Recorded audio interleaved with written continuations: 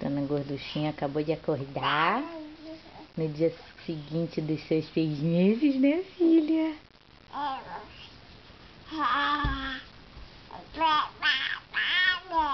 Acordou já tagarelando. Pegou sua bonequinha, está abraçando sua bonequinha, né, filha? Tá dando beijo na careca da boneca? Vamos acender a luz para ficar mais claro, pra gente ver melhor.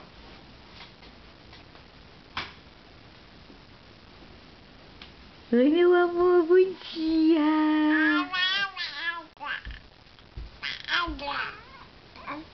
Vamos pegar a cobertinha aqui da vovó. Ó, a vovó, a cobertinha, ela tem usado bastante a cobertinha agora. Não usava muito quando era pequena, mas agora é uma das que ela mais usa. Dona Banguelinha.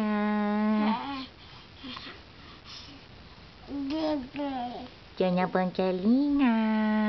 Você pegou a sua bonequinha, foi? A bonequinha que a amiguinha Joana deu. Tá comendo a chupeta da boneca, tá? Filha!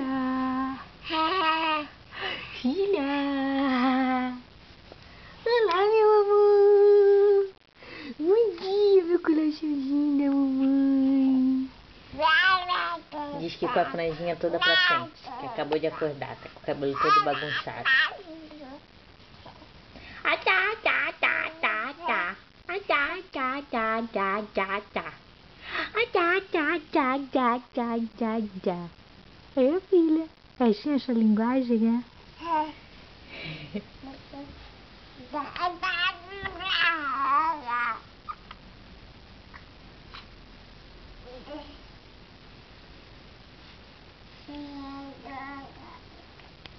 Aqui pro pessoal no Brasil, vou filmar assim rapidinho o quartinho da Isabela. Só um pouquinho pra vocês terem ideia como é.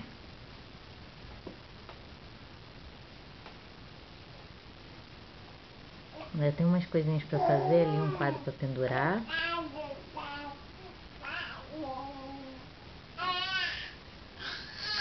E assim o quartinho dela.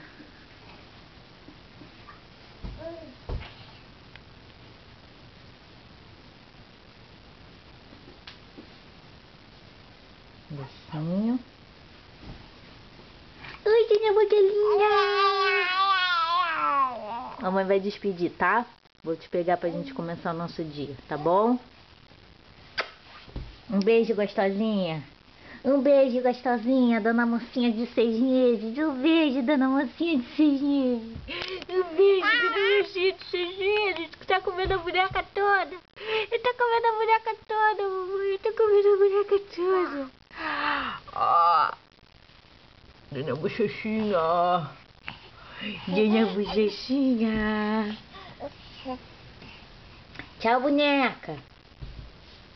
Tchau, boneca.